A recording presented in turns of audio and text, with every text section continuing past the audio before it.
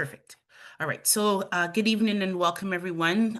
Tonight, we're going to be discussing successful strategies to get through high school. Thank you for joining us. Just a reminder to keep your mics muted and just relax for the evening as our presenters take us through the information that we have. Just also want to acknowledge our African ancestry. So we acknowledge all treaty peoples, including those who came here as settlers, as migrants, either in this generation or in generations that passed. And those of us who came here involuntarily, particularly forcibly displaced Africans, brought here as a result of the transatlantic slave trade. Today, we pay tribute to those ancestors of African origin and descent. So I think it's important for us to be grounded, just to remember that there were folks who came here before us that paved the way for us to be here in this place that we call Canada, Ontario, Toronto, wherever you are.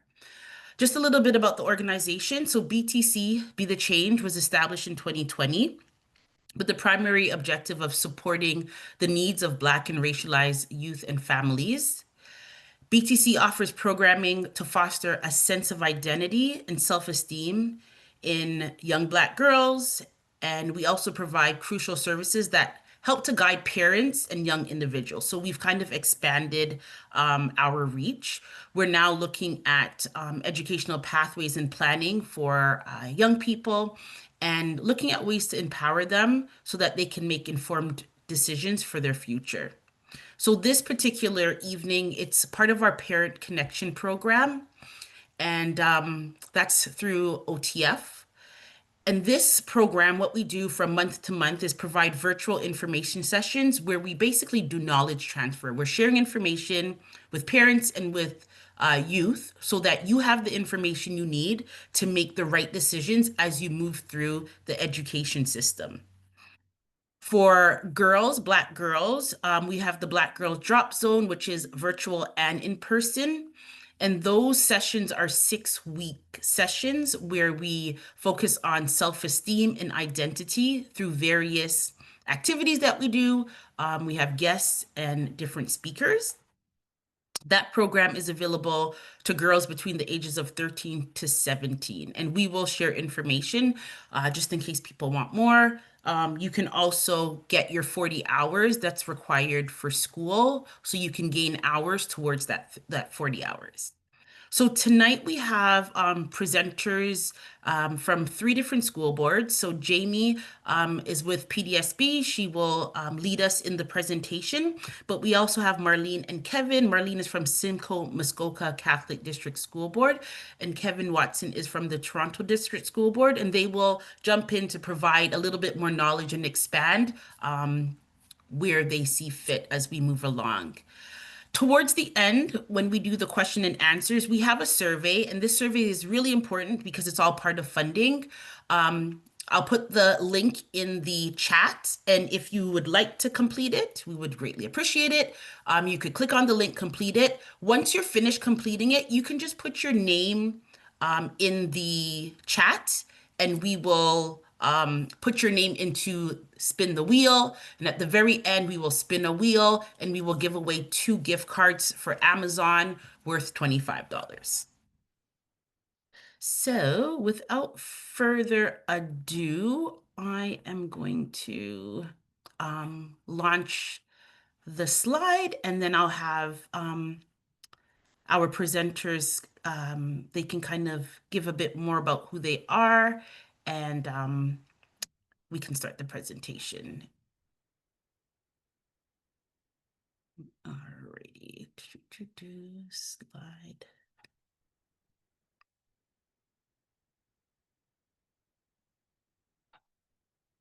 So now I just need to launch it. Jamie, how do you launch it from Google? I've never. You know what? Why don't you guys go ahead and do the introductions while I'll download and I'll save it and I'll Okay, yeah, because when I was saying, like, when I used to do the meets, it was just a matter of presenting my screen or like that specific tab. but I don't know if Okay. it looks different on your end. But Yeah. I guess while you do that, I could introduce myself. So my name is Jamie Holder. I am one of the guidance counselors at a high school in Peel in Brampton. Specifically, I'm a guidance counselor at David Suzuki Secondary School. So I'm happy to be here to talk about high school, answer as many questions as I can as your young people are either starting high school this year or maybe they started last year and you just have some other questions about that transition for them. Perfect. All right. Is Marlene here? And I think I seen Kevin. Hey everyone, Okay. good noon and welcome. I'm so excited to talk to you guys today about high school. A really big step in life. You're moving up almost close to university college, so this is a very important seminar for all of us to learn and get some information about how we can be more successful. I'm sure all of you are on the journey to being successful, but I think some of the information you get tonight will assist you to be a better individual and also earn some amazing credits and knowledge about high schools. I'm also a teacher with TDSB. I've also worked in York region and also worked with another board also.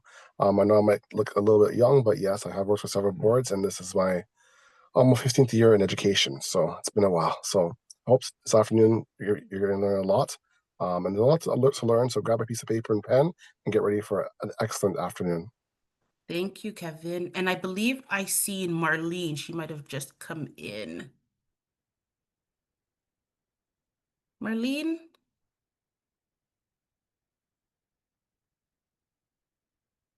Okay, we'll let Marlene maybe get herself adjusted and then she could jump in. All right, Jamie, go for it. It's all yours. Okay, The so next, do you want to go to the the next one. Oh, so now I have to figure out how to go to next. can you just like can you scroll down with your arrow? Uh, oh yeah, there you go. Yeah, Thank there you go. you. There you Yeah, go. you've done the introductions. I feel like it's Let's see if I could scroll. Okay. Oh, yeah. hold on. Scrolling too much. This one, right? Yeah, that one. Perfect. Yeah, so I know like I know it's we are all kind of aware that we need 30 credits to graduate from high school and to earn our OSSD. But I thought it would be nice to sort of highlight that there have been some changes since 2024 of what is actually required of students to earn their high school diploma. So for many of us, it was, the 18 compulsory credits. This is what they were. For a lot of time, that's what it was. But in recent years, so if your child was entering grade 9 in 2024, last September, they've made some changes to the requirements for your high school diploma. So instead of there being 18 credits, now 18 compulsory credits, there are now 17 compulsory credits where, excuse me, the biggest change for students is that now they are required to do at least one tech credit in either grade 9 or grade 10. So if you have a young person who did, there are reaching ahead programs, there are exploring technology courses that happen over the summer, that course did count towards this tech credit. But if they did not, then they have the grade 10, the grade 9 exploring technologies course. And if you were not able to take that in grade 9, then they would need to take it in grade 10. So it's just one of those things to remember. The guidance counselor should also be reminding students and reminding parents of that, but that's just something to keep in the back of your mind if your child is in grade 9 and has not done the tech credit, to make sure that they select one for next year. Or if they are in grade 9 or in grade 10 now and have never done a tech credit, that might be something worth reaching out to the guidance counselor about to make sure that they add it to their timetable for next semester. The other thing that's changed is there needs to be a STEM related course.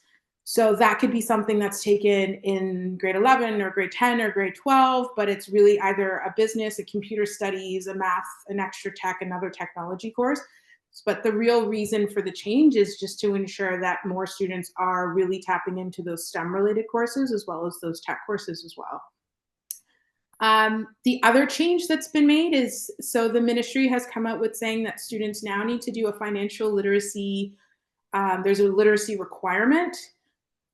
They're still kind of rolling that out. So for the time being, we don't have to worry about it, but that's just something to really think about going forward, that anyone who is starting in grade 9 in 2024 and beyond. They may come back and say that there's a financial literacy requirement that your school will let your young person or more about once we get more information. But of course, that's something that's there, but we just don't know about just yet. Another thing is the online learning. So while the ministry has, many people actually have recognized that since COVID, online learning is not necessarily good for all. The ministry still has said that students need to do an e-learning course. So there are many boards, I know specifically in my board, and I know in my school, we really advertised an opt out. The board has said that you can opt out of this e-learning requirement, which really just means that if you do not want your young person to have to do an e-learning course, by signing that document, they do not have to do it in order to graduate, but it still meets that requirement. So I know for our school in particular, we sort of advertise for students to sign the opt-out form. And if you choose to do an e-learning course later, you can still do an e-learning course later, but at least this way you don't have to. Because a lot of the e-learning courses, it is asynchronous. So it is the teacher will post the work. You are responsible for completing the work on your own, which works for some, but does not work for all. So at least having the opt-out form signed and handed in, it's one requirement that's met. And the other one, which has remained the same, is the literacy test. So the literacy test is something that will happen in grade 10. Now it's good because it happens twice a year. So you have 2 opportunities to write it in your grade 10 year. And then you need, of course, I believe it's a 75% or a level 3 in order to pass, and you'll get your scores a few weeks after, or a couple of months after you've taken the test. The last requirement is the community service. So students would need to do 40 hours of community service that they can start as soon as they graduate from grade 8. So if you have a young person who is helping out at a church or at a mosque, they were helping out with a summer camp over the summer, those hours do count, and those are things that they could submit to their guidance counselor to update for graduation. Is there any questions about the requirements? I think it's just the new tech thing. It's one that slips by really quickly. If you don't, you have to do it in 9 or 10. Okay, quick question. Yeah. Okay, in regards to the tech, I'm new to Canada, so few things I've gotten, few things I haven't gotten. So the tech credit, what courses would be considered under the tech credit as you're So just speaking here? for sure. So for the grade 9, it's an exploring technologies course, and the way that it's run is students they rotate through the different tech areas. So at our school, we have auto, we have tech design, we have comtech, we have construction. And so at our school for that grade 9, they rotate through those courses so that they can get a taste of each of the tech courses that we have. If they're not able to get into those tech courses in grade 9, they have like hospitality. So you're in the kitchen, you're cooking, you're baking. It could be the auto course. It could be tech design. Think any course when you're helping your child select their courses that starts with a T. T is probably the easiest way to identify it, because it's T for the tech. Okay, sounds great. Yeah. And I think when she gets to like the My Blueprint, then you can maybe explain more to them how those codes work. Yeah. Okay. Any other questions? Anybody else I think, Marlene, are you in? Yes, hi, I'm here. I was in the Sorry, wrong one. I was in the old one. It was in my calendar. it's So I okay. clicked on that We were one. there too. It's okay. All right. So yes, Marlene's from Simcoe and she's also with us. I don't know if you guys had anything else to add to this piece, Kevin or Marlene. I would say that currently there are some students with disabilities in the development delayed program or ISP programs. They don't have to do these requirements. They are on a different curriculum, so that's called functional academics. And some of those students do stay in school until the age of 21. At that point, they might get a high school certificate, and that can be also given later on in a certain grade. So you may see some of the students graduate at 18 or graduate at 21, but they're given a different certificate, and these requirements are not necessary for them to graduate. So I think that's something that's additional to that. And some schools do offer programs that are sports based for students also, for them to gain more credits also. So I'll talk about that later on. Okay. Any other questions?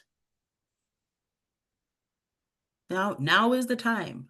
Don't be shy. You can put it in the chat also. Teresa will be following the chat. All right. Oh, sorry. I'm trying to get this. Okay, hold on. Hold on. That's okay. Okay, there it is. That's the next slide. Yeah. So community involvement, as we know, it's 40 hours. The general rule of thumb is 10 hours per year that they're in high school. If your child, if the high school that your child's at has one of those, our school has an EHS program, so it's an Exploring High Skills program, where students sort of apply to be a part of our program. One of the stipulations that many don't know about is in order to get your Exploring High Skills certificate at the end of grade 10, is they have to complete 20 hours of community service by the end of grade 10. So you have to do at least half by the time you are finished grade 10 in order to receive that certificate. So it's just one of those things just to think about if your child is in one of those regional programs.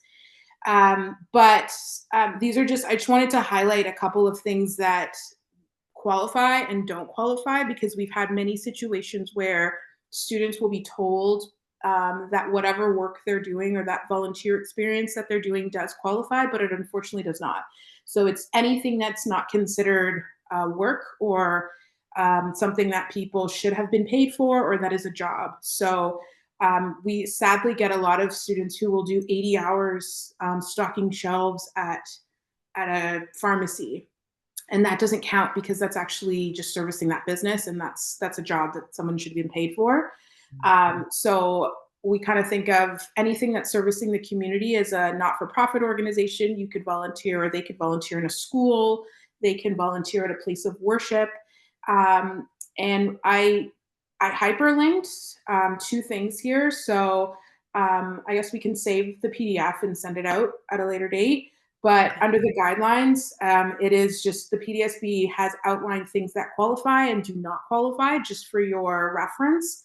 And then the suggested places on where you can go, Peel has a volunteer job board.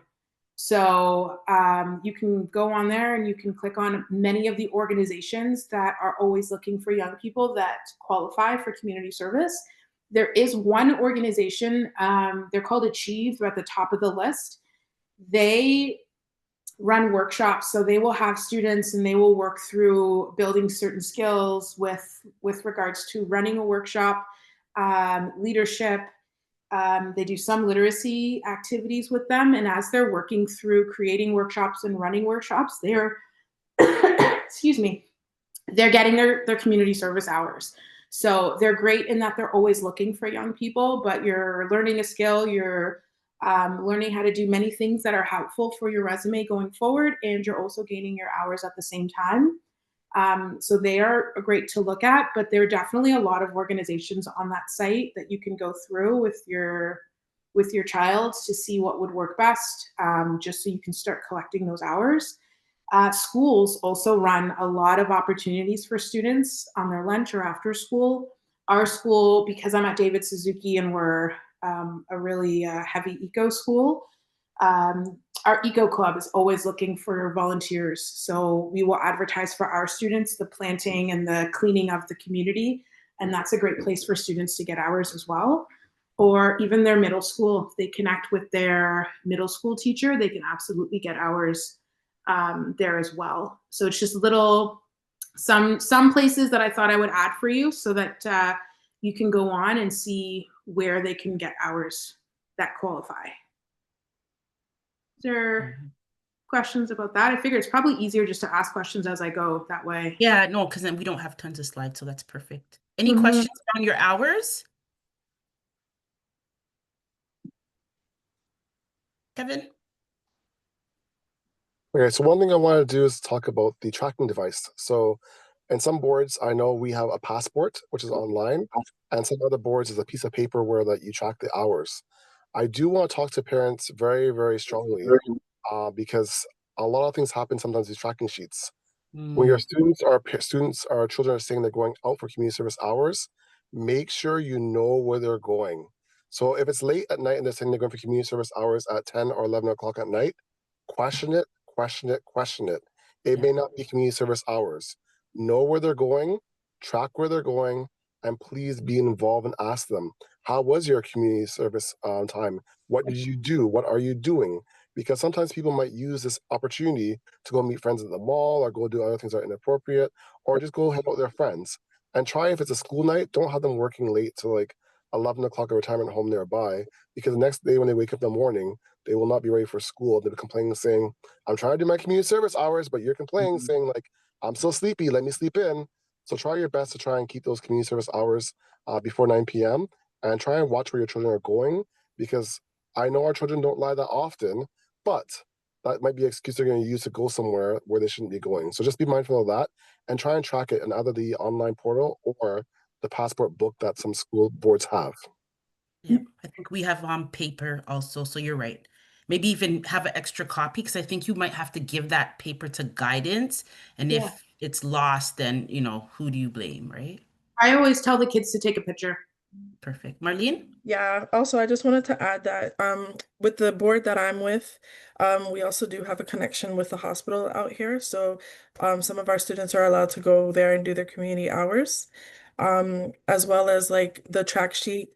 I've had connections with Georgian where students have gone there and done some hours too. So if that person that they're going to be communicating with can write up a letter saying, hey, this person with their first and last name saying that this is how many hours they did and sign off on it also does work if they don't have the track sheet on them.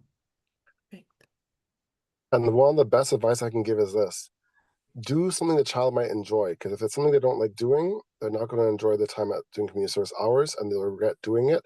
And they might even quit halfway. So I always tell people try and find something that's the student's choice, not your choice. So make it student focus where they pick something that they want to do and they might enjoy. Because once it's something that you pick and they don't like it, the last thing you want to do is to go for 5 hours, 10 hours, and then quit.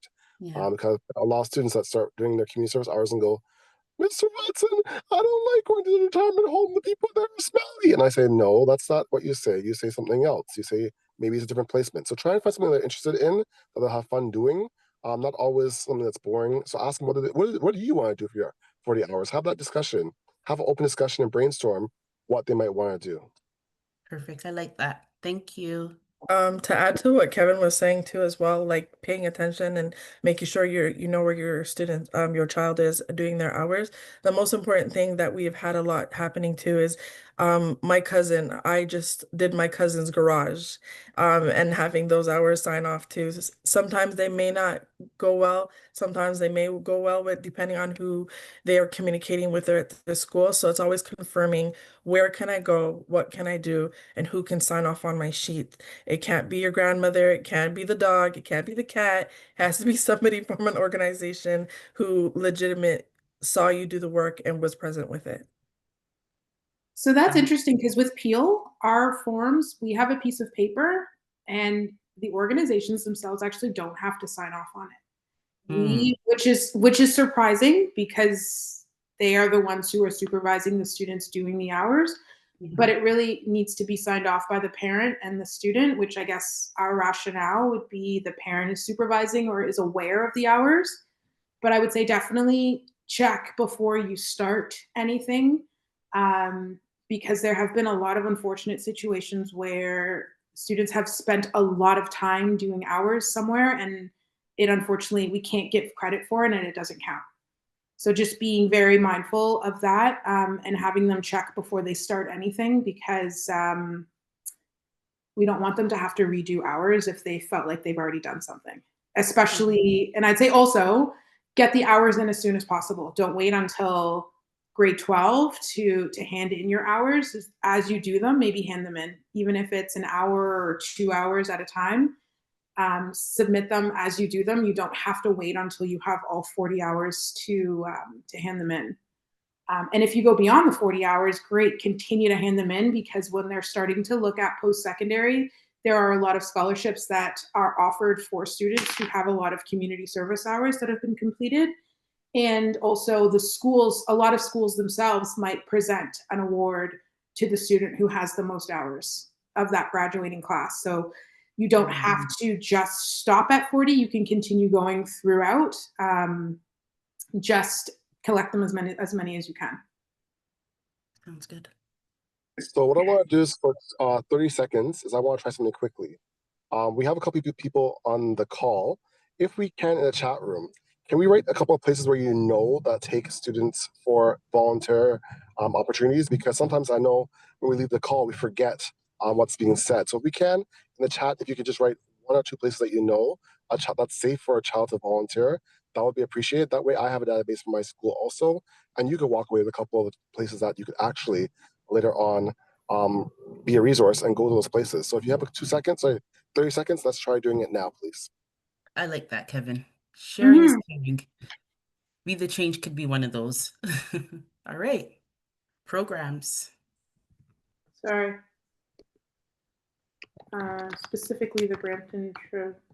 Sorry, I can't do both at the same time. That's okay. I see lots of chats, comments, so it looks like a lot of people have been adding. Yeah. Wow, 15. I can't see because I don't know if I touch something, my screen might move, so I'm not touching anything. You know what? Did you can I send you the my blueprint link and see if you can open it? I feel like we can talk about my blueprint and then come back to talking about the programs. Does that work for you? Let's do that at the end so that when I lose this screen, it's okay. Oh yeah, fair, just in case. Yeah. I know tech wasn't working for me either. Okay, so I can speak to Peel. There are a number of different programs that are offered for students. These are programs that are kind of looking ahead for grade 11 and grade 12, so things to start to think about. Our school, or many schools in Peel, have, and I think many schools just in general have specialist high skills major programs, so SHISM. They are programs that start in grade 11 or 12, and there's an application process that kind of goes through in grade 10, where students are able to specialize in a specific area of focus. So at our school, it is, we have a RISE, so it's a sports management. We also have a chef's program, so it's hospitality. And then we also have our new food processing program. And I know that there are other schools that have like law-based, business-based SHISM programs where there are certain courses that need to be taken in grade 11 and grade 12 to qualify for that program, or that are part of that program. And then the other part of it is 2-credit co-op. So you have to at least do 2 credits of co-op. And the way that co-op works is if you do 2 credits, it's half of the day. And if you do 4 credits, it's the full day program. So students will have that experiential learning involved as well with being part of the SHISM program. They also get a number of different certifications while they are in that specific program. Like they get their first aid, their CPR, there are other certificates that they get. And once they've completed all components of the SHISM program, they walk away with a red seal and their OSSD. And a lot of valuable experience, a lot of networking opportunities. They have guest speakers that come in through that program, or visits to post-secondary locations that are all centered around the area of focus for that specific SHISM program.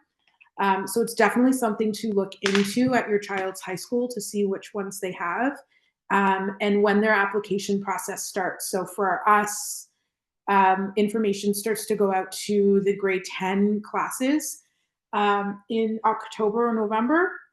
And then the application starts so that we can start doing course selection and making sure that they have everything that they need in order for their grade 11 year. And then the other thing with our co-op program is you can decide to do co-op. You don't have to be in the SHISM program in order to do co-op. You can do the half-day co-op or the full day. A lot of students will do the full day co-op, especially if they're trying to get into a skilled trade. So with all of the skilled trades, they do prefer students to have 4-credit co-ops so that you can be there for the entire day. If students are interested in the military, so for the military co-op, that is something that runs only in second semester. They prefer it if it's a grade 12 student, but it could also be a grade 11 student depending on hours, but the preference is for grade 12 students because the idea is you have finished your compulsory credits before second semester of your grade 12 year, and you start basic training as part of your co-op program. So you are training to be in the military.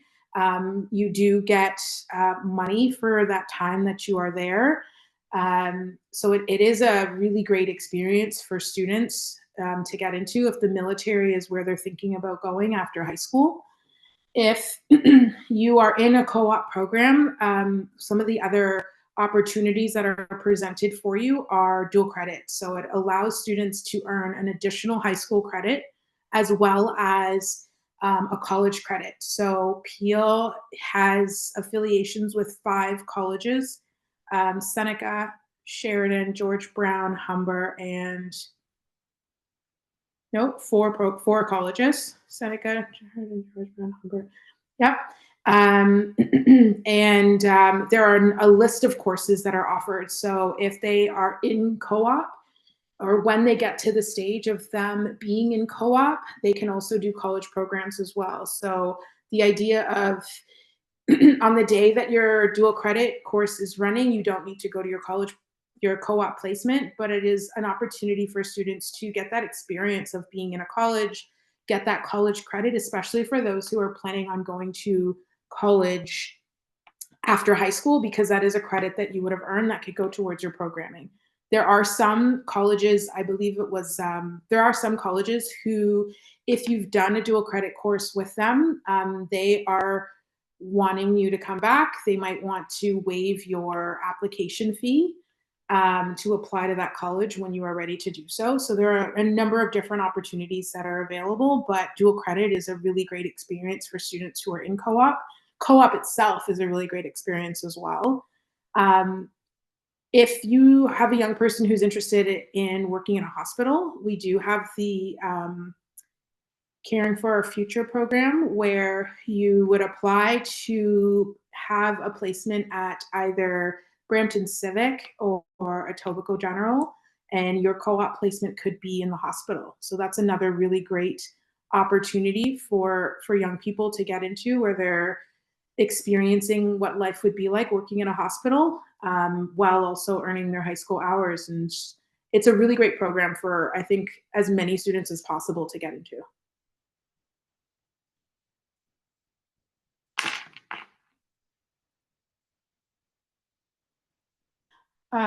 So for Peel, it's Sheridan College. So they have classes that are at the Davis campus and then classes that are at the Hazel McCallion campus in Mississauga. There are also courses offered at George Brown downtown. There's courses offered at Humber at both the one in Etobicoke and then the Lakeshore campus, and then Seneca. And if you are part of the dual credit program, they do also give you a Presto card. So they pay for your transportation to get to and from your college course. Wow. And like the courses vary. So sometimes they would have, especially if you are interested in construction, they might have like a college course that's directly related to construction. So for one day, you go to, I believe it was Humber who was offering that construction course. They have welding courses, they have makeup courses, they have. I had a student who was interested in becoming a firefighter, and they had like a fire protection course that they were taking through that dual credit program as well. Wow. So yeah, there's a ton of opportunities. Anything else to add?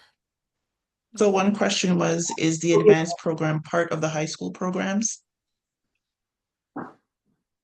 The advanced programs, like the academic advanced programs, there's part of some, like the AP programs.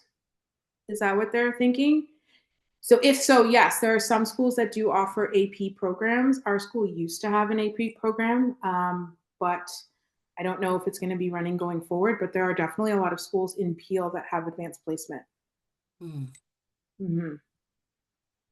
We also have SciTech. So there are a number of schools that have specific regional programs that you would apply to. And there is an application process that goes into it, but it is worth exploring if you have a young person who's interested in specific areas.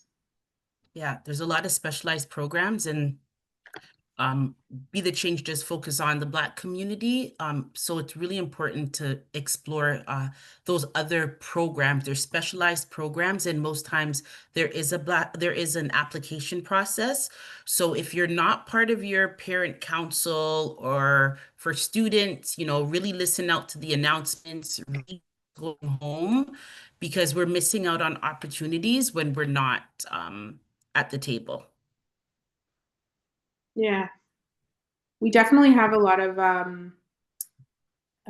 we're starting up.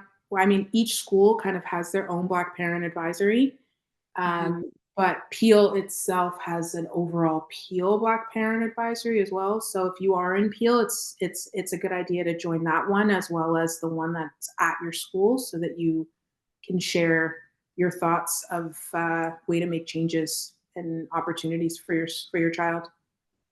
Well, I do know that some boards right now, currently the trustees are being cut. So there might be no BSAC, which is the Black Student Advisory Committees. So they might be put on hold. So if not, I want to share something very cool with you guys for about 1 minute. I put a link in the chat. A lot of students, I've realized in the last couple of years, do not like being in classes. They're not visual learners, are not this person that sits there. And they don't like lectures at all. They hate lectures. So I've seen a lot of programs where they're actually sports-oriented programs for a lot of Black students. So in the link that I sent you just now, on the right-hand side, it tells you the different programs that some boards may have. So there's things like something called Specialized High Skills Majors, SHSM. There's something called the ATL, which is Alternative Curriculum for most of the students. There's something called the Experiential Athletes, which is called EA.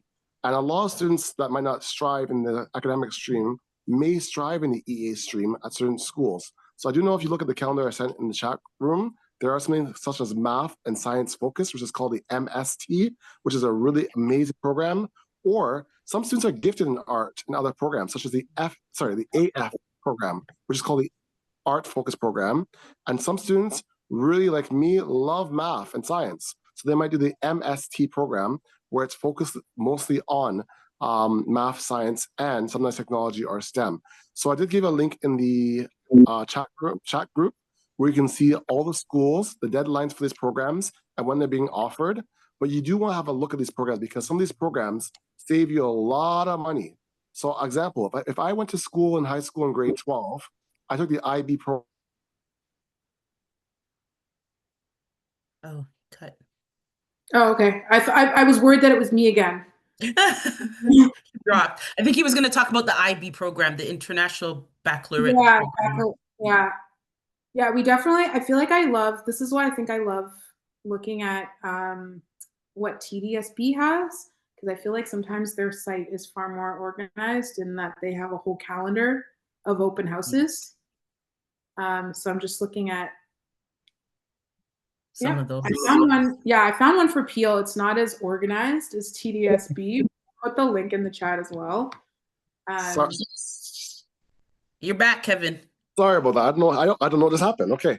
So what I was trying to say is this: a lot of parents, a good way to save money, and it sounds really crazy, is to have three courses in your grade 11 and 12. My strategy to do this is this: have your students in maybe grade 11 do one night school course, and then in grade 12 do one night school class also. That gives them 2 spares in grade 12. In grade 12, they do 2 IB programs if they can handle it. Those 2 courses will give them a huge discount in college and university. So let's say I took an IB in biology and an IB class in science. If I pay a lot less, let's say I pay $1,000 or $2,000 less than I would in university and college, automatically that's extra money in my pocket. So you're saying the IB course is recognized in college? Some of them are recognized in colleges and universities, yes. So Okay. they are sometimes advanced placement courses. Also, there's other courses that are in the bridging program that allow people to bridge into university or college. So sometimes not everyone can afford university. Like I thought growing up, my parents had lots of money, but as a single mother, it's very hard to pay for college. So I took the Centennial College course, and then for 2 years, I got my diploma, and then automatically those credits in the 2 year program went into university. So Yes. I actually really only did 2 years of university. All my friends did 4 years of university, and they paid almost 5 to 6,000 per year. While I was in college, and after college, I got a job immediately, so I was able to pay for my university myself, and that gave my parents a really good chance to have a lot of extra money in their pocket. So by going to college for 2 years, it wasn't a bad thing because I got hands-on experience, and that's a good thing about college. A lot of us get the hands-on experience that we want. A lot of plumbers make more than teachers. A lot of people that wipe the floors make more than teachers. Some people, even our garbage men, make 2 times the amount than teachers. So some of these hands-on skills you shouldn't put on your children, because you know what? If they say they want to do a hands-on job, those skilled trades are getting paid a lot more sometimes than our doctors and our teachers. So I am for college and I'm for university, because if parents send their kids to 2 years of college, Yeah. they save a lot of money. It's a lot cheaper than university. And the other two, they go to university. And some colleges now even have degree programs. So I was looking at a college yesterday that had Bachelor of Arts in Humanities, and that's all college based. So some students might not be able to get in university, but guess what? There are applied degrees at college level that students can get into. The parents can save a lot of money. So I do think that if we take some of those courses in high school, I would save some money there and advance the students and allow them to learn. You know, the Black students are excellent, smart, brilliant, and focused and dedicated to their jobs. So there's no reason why we can't say that they cannot go to university. But if they don't get into university, get into college, they could still do well. We know our people are full of excellence. I agree. I actually did the same pathway as you. I did the social service worker first in college. And then when I got to university, I was actually given time off. So that is a great pathway. And you do, as you said, you have a chance to do your placement. So you get to know if you actually like this field or not instead of wasting your parents' money. Great. Oh, yep. Sorry, someone has a question about night school. Can you shed some light on the night school experience in Peel? Yeah, so oh, We could sorry. hear you. No, I got an alert on my I didn't want to hit the wrong thing.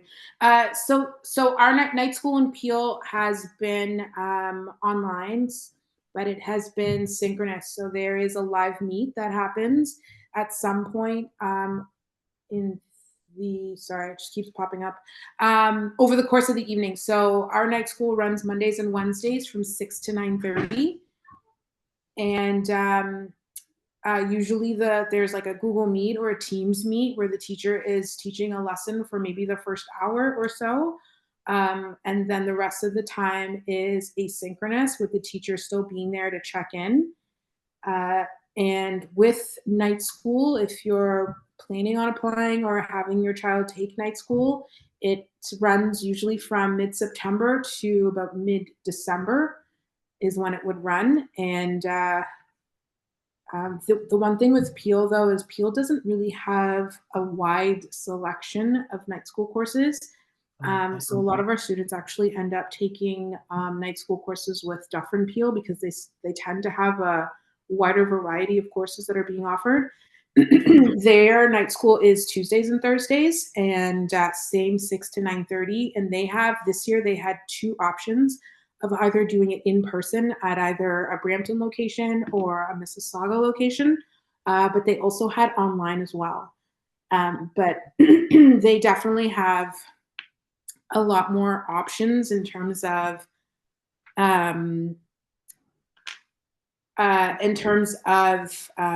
night school courses. Yeah. And so Dufferin Peel, I know they're doing it in person. So that's yeah, they have both now that they're running, but yeah, Peel is definitely online. It's just we don't have a lot of options available for students to do courses. They generally have a lot of the math, the senior, the grade 12 math, the English, and things like that. So sometimes the night school courses, if it is a strictly asynchronous night school course, it might be counted as an e-learning. But the weird thing with the e-learning sometimes is the ones that it needs to have a specific code. So I would double check to make sure that it is strictly asynchronous, and therefore it's generally going to qualify as one of the online credit courses. But if there's any kind of live teaching that happens, it would not qualify. Got it. Mm-hmm. Any questions from our students or Yeah, parents? you can take, sorry, I'm also reading the chat too. Oh, okay. You can absolutely take a Peel night school course, even if you are not a Peel student. You would just need to register through the peelschools.org site, and they will be able to help set you up to register you for the course. And in terms of the night, the link that it is for grade 7 and 8. So this is something if you have a younger student that is there. There should be something coming out later for students who are already in high school and looking to maybe change programs in grade 10 or grade 11. As soon as when I get that information or when it's posted, I'll definitely forward it on to Monique, and she can sort of send it off when it comes in. But for OYAP, OYAP is for students who are in grade 12 generally, who are interested in getting into a skilled trade. So if your child is already interested or has already expressed interest in getting into a skilled trade, and as Kevin mentioned, I mean, plumbers, they make a really good amount of money. But there are many skilled trades that students are now sort of seeing that there is a lot more opportunities. And if they've expressed those interests, I would suggest they connect with their guidance counselor so that their guidance counselor can make sure that when they are in grade 12, they can be timetabled to have the 4-credit co-op in second semester, because that's when they need that credit or the co-op to be running. And it will be a full day. And they apply in, usually it happens in November or December, to be part of the OYAP program. And if they are successful in passing the application process and the interview that happens as well, they will be working towards their level 1 apprenticeship, which is a really great jump start for a lot of students who are getting into the trades. Perfect. Any questions about trades or OYAP? If you're in Peel, Judith Nyman is a high school in Brampton that has a really big trades program. I would have your child reach out to their guidance counselor, because they have a lot of trades days. So they will invite schools to bring. Ooh, the lighting is getting bad. They will invite schools to bring students to their school to experience the trades. And they've done like girls in trades. They've done specific events for students in trades as well, or Black students in trades. So I would definitely reach out to have your guidance counselor or your child's guidance counselor just connect with them so that they know you'd be interested in doing something like that, because they come up and they fill up really, really quickly. So it's a good thing for your guidance counselor to kind of know so that they can reach out to you and have your child attend that session. Any questions? Are we good with the chat? I can look for the sign up for the advanced program, the AP program for grade 8 or 9 for sure. I can do that. So these are just like dates. I know for elementary, it's slightly different, but the reporting cycle, there are 3 different reporting cycles in high school. For semester 1, we have the progress reports that are actually going to be coming out really quickly. And then you have your midterm report cards and then your final. So the one big thing that I just wanted to point out with progress reports is they will not have a mark. It will really have a comment if the child's teacher is concerned about progress so far. So when I was in the classroom, I would write a comment if the student was performing at maybe a level 1. So that would be anywhere between a 50 and a 59% or lower. But by then you should have already kind of know, it shouldn't be a surprise by any means that your child isn't doing well or there are some concerns. Some schools do caregiver nights right after progress reports, which is great because it's early enough where if a change needs to happen, a change can happen. Other schools do it after midterm. So I would suggest, like, if your progress report comes out and they are mailed to the students, so they will be sitting in the students' email for you to kind of download so that you keep, because they do disappear in Peel after I think 7 days. You can no longer download it. if you notice that there are some concerns and there's no caregiver night, I would highly encourage you to reach out to your child's teacher and set up a meeting with them regardless, so that you guys can sort of troubleshoot and plan of how to make some improvements for midterm. Midterms will have the marks, the comments, the learning skills, and then final report cards will come out at the beginning of February after final exams. So there are some courses in high schools that have traditional exams for an hour, hour and a half at the last couple of weeks of January. But there are other courses that have projects. So the projects will be something that kind of is started after we get back from our winter break is when those in-class summatives will start. So just so you have an idea of some classes might end by maybe the 20th of January for your child, and then they're off for the rest of the time. Others might have a final exam and they show up for their exam day. Every school kind of does their exam schedule a little differently. And then the same thing repeats for semester 2. Course options, I think the biggest thing that I wanted to sort of point out is while we have moved into de-streamed classes, so de-stream grade 9 and academic grade 10, there are some situations where the teacher might recommend to the school principal that your child get an alternate credit. And so I know I've had many conversations with parents who will accept the alternate credit, especially if it's like a math or a science. And they accept it thinking that, yes, it means that your child will be on track for credit accumulation, because the general rule of thumb is 16 credits by the time they're 16, just to keep them on track. I just thought I wanted to sort of mention that while, yes, they would be on track for credit accumulation, you also want to be very mindful of the credits that they're being granted.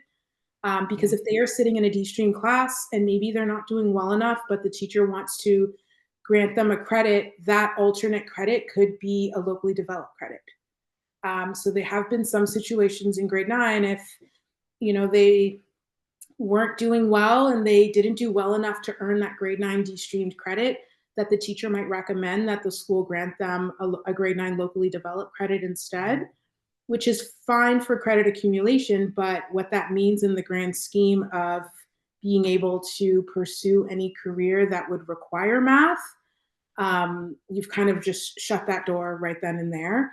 So I think if those are conversations that are happening, it's entirely up to whether or not you want to accept that lower level credit, but I would also strongly encourage you to consider just having your child redo the course, especially if it's a grade 9 math, because taking a grade 9 locally developed credit really shuts a lot of doors for them going forward.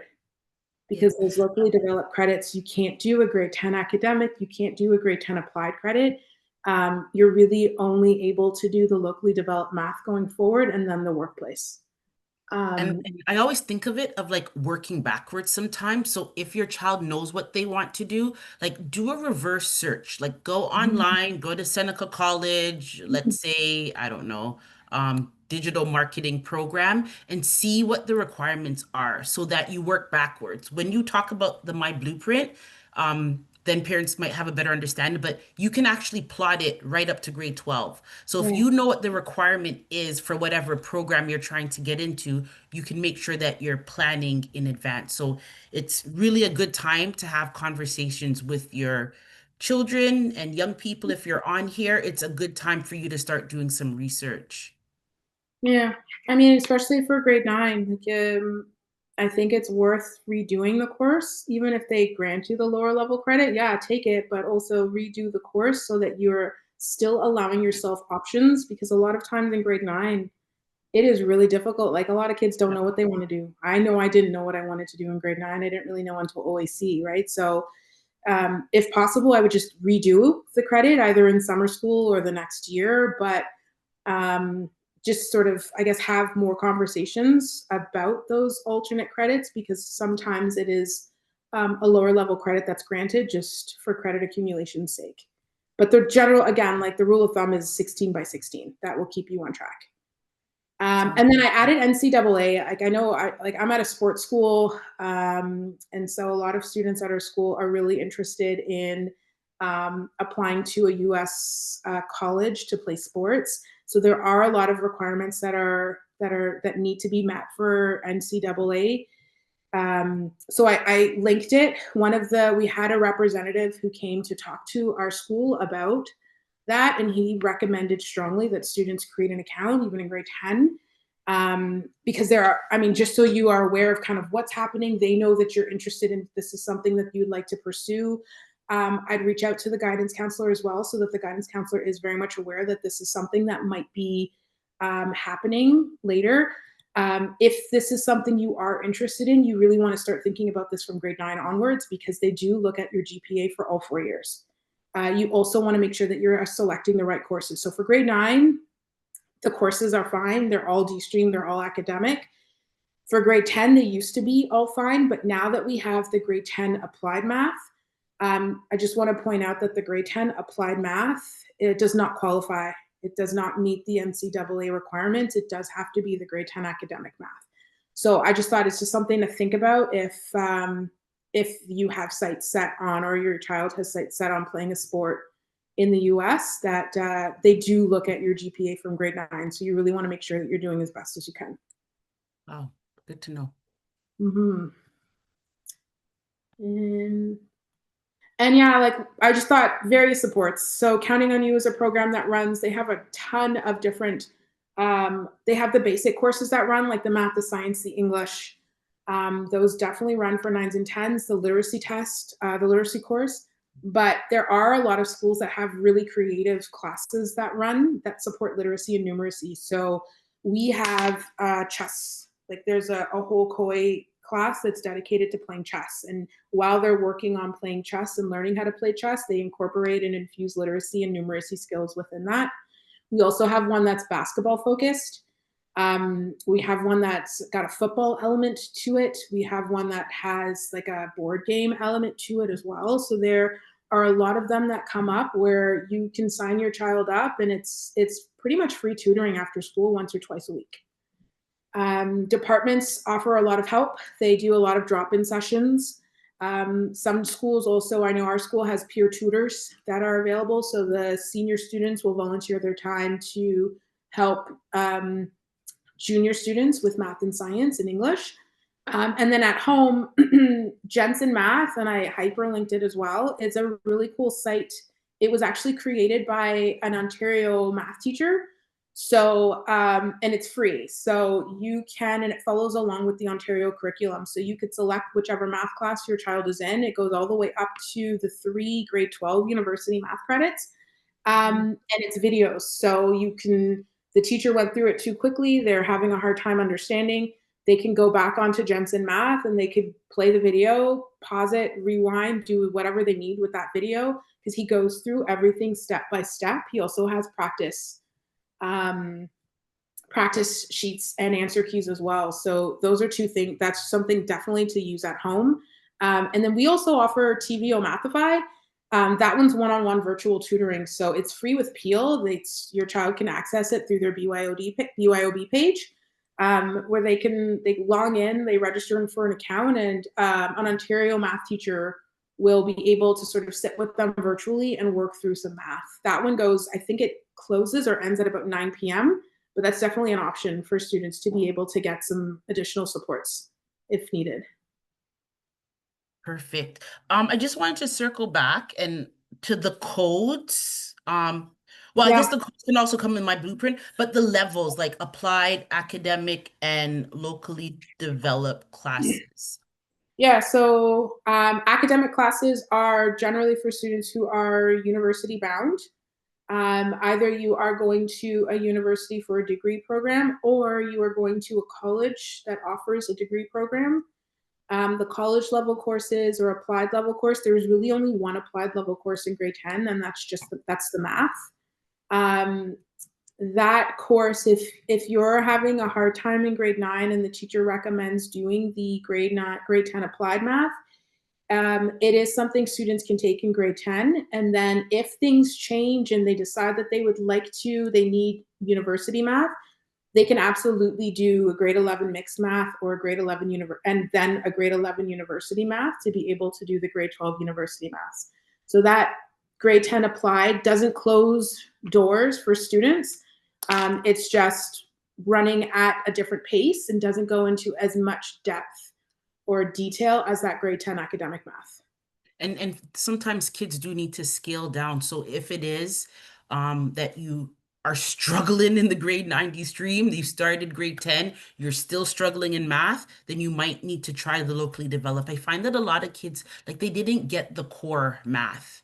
And then they're trying their best, but math is not for everyone.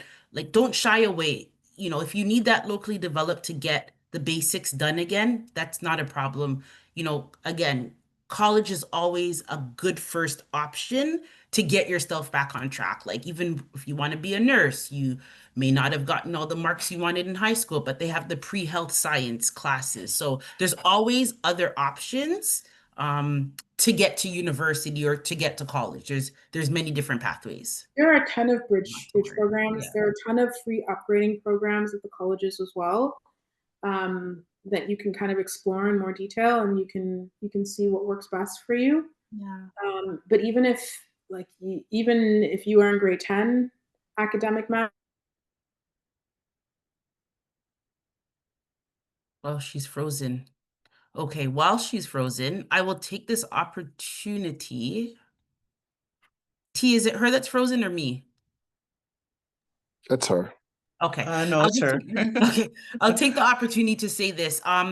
Again, so this program is funded, or we're able to run it thanks to our funder, OTF, Ontario Trillium Foundation. So what we're gonna do is we're gonna drop the survey in the chat. It literally takes 3 minutes. So while you're on with us, if you could just click the link and do the survey, we'll put your name onto the wheel. So please stay on. We'll spin the wheel with everyone, and then we'll let you guys know who's the winner. We'll be giving away 2 gift cards for Amazon. So we'll need your email addresses if you're one of the 2 winners. But again, this is really just to get feedback as to how you guys enjoy these sessions. And then we'll carry on and provide you with more information as we go through. Sorry, you did drop your internet, so yeah, I plugged the survey, which should be in the chat. yeah, no, that's good. Thank you.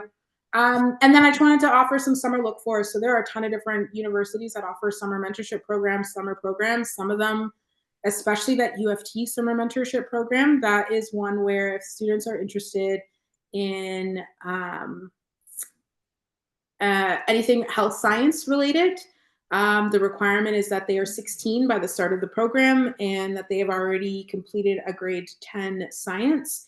By the end of completing that program, it's like for the month of July where you're at UFT, you get a stipend to help with transportation to UFT, and you also walk away with a grade 12 mixed level science credit, which you can use towards your top 6 to apply for post-secondary. So that is something that opens up soon. Usually the applications open around October, and they want you to submit their application, and they have their interview and they do all of that stuff. So you would know by early spring whether or not you've been successful in getting into the program.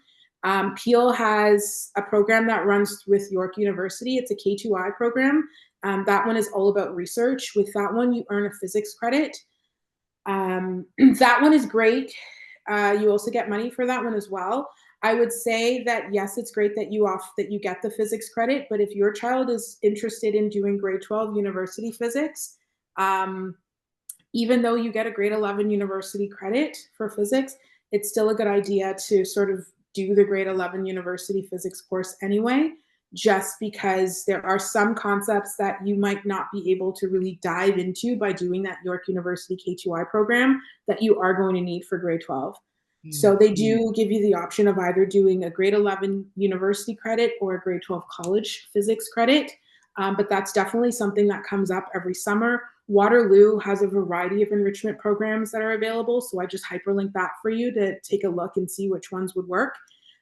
Peel offered an Afrocentric summer school. So that was running out of our Fletcher's Meadow School in the month of July, where they had English, math, and history courses available for 9 and 10. So that is just something I thought would be nice to look for. They've also run other summer school programs as well for our Black students. One year they ran a course that was related to dance and hip hop. Another course they ran was related to music. I think there was one that was related to like culinary arts. So there are a variety of courses that are offered in the summer. They do fill up really quickly, so it's one of those just to be aware of that they come up and they fill up quickly. But I thought it would be nice just to look for. The Afrocentric Summer School came out with our other summer school information, so that came out in February for students to register to be able to participate in that. Perfect. And we have a WhatsApp group, so if you're not a part of it, we could drop the link. And usually anything that's happening in the community, we drop it in the WhatsApp group. It's not a group where people can add things, only the administrators can add. So you don't have to worry about being spammed with lots of information, but it will be information that admin thinks is suitable for the community. Kevin? Yeah, so one thing I want to leave with for myself personally is this. I was talking to an adult the other day. She shouldn't say adult, she was 23 years old, and she said, Mr. Watson, I would love to go to university, but I don't know what to do. So I asked her, like, how was high school? How was university? She said, I didn't complete it. So I gave her a program called a GED, which is a General Education Diploma, and that can be done within 6 months to a year. With the GED, it's equivalent to a high school diploma, and that can get you into some mature adult programs. So I know at York University, if you have above a 60% in your GED programs, you can attend some humanities courses, and same with college universities. So because you didn't pass university, or you think like you're too old for university or college, there is other ways for you to get in. It's not always that mainstream approach that everyone takes. You may be able to take the GED program, and from that you'll get the credits to go to university or college. So it's never too late to get the high school diploma at any age, and then pursue education at any point. So some people in this class, not class, but this session might be 25, 26, 30, or a little bit older, and they might wonder, how do you get back into this high school or get the credit? GED, I find, is the fastest way to get a high school diploma, and that can pursue you to further education like university, college, or trades. So I do think that there's always a way of getting something done. This is a good way for you to actually try your best to get your high school diploma if you don't have it yet, and then pursue higher education if that's your route or something you want to do. Sounds good. Any other questions? This is the best time to ask it. And if you did do the survey and you've completed and you would like us to put your name in for the wheel for the $25 gift certificate for Amazon, just drop your name in the chat and we'll put it in the wheel. Did you say $25 gift certificate for Amazon? Yeah, that's what I said. How many Tonight. times can we put our name in? Kevin. Did you do the survey? Okay, I'm putting it in the wheel. No worries. I got Jenny. I got Leandra. All right, your name's in. Okay, hold on. Bear with me. Jenny's in. Oh, hold on. I gotta go back and forth, guys. I gotta go back and forth. Okay, Jenny. Pat. Great. All right, this is the wheel. Paste. Who else do we got? Again, so this is just Anna. Okay. This is really to help us, with funding. So these programs are made available with the support of OTF. Oh my gosh, you guys are going so fast. All these names are down here. I didn't see them. Okay, let me Denise. read them out for you. Where did you leave off? I got Denise, Denise. Michelle, right? Just make sure I don't miss anyone, okay? I'm gonna cut and paste. Denise. Michelle, Yeah. Kelly, Okay, Stephanie. Kelly. Yeah. Stephanie. Stephannie. Yeah. Okay, who else? Yolanda. Yolanda. Okay, who else? Vonetta. Vonetta. Uh-huh. Paulette. Paulette. Okay. Jane. Jane. Uh-huh.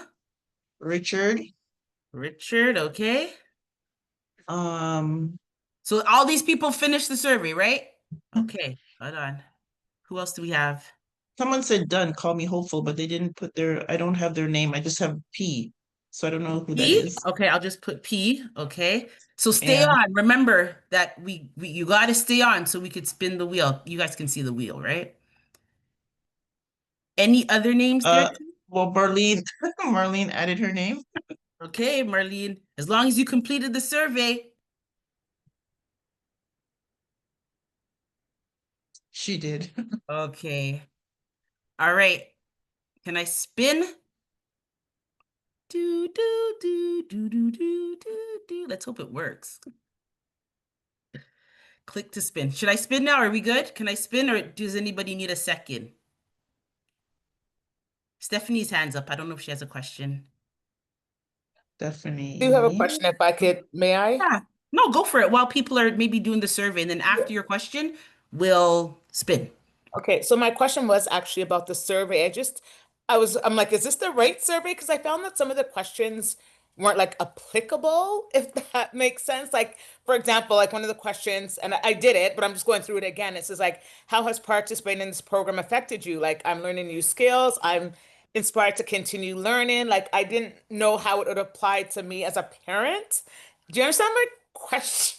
Yeah, because they're general. So kind of think of it like parent slash how would Child? yeah, because Okay. you're gonna receive the information for your Okay, child. gotcha. Yeah. Cool. Richard, okay. Richard's good. So am I Yes. missing your name? Because I'm about to click the spin. All right. 5, 4, 3. Oh, it popped up. Was there another name that came in there? Millicent. Mill? Yeah, Millicent. Okay. Anybody else? No? Okay, I'm gonna hit spin. Here it goes. 20. You got to stay on because you have to give us your email address if you win so we can e-transfer the gift card to you. So here it goes.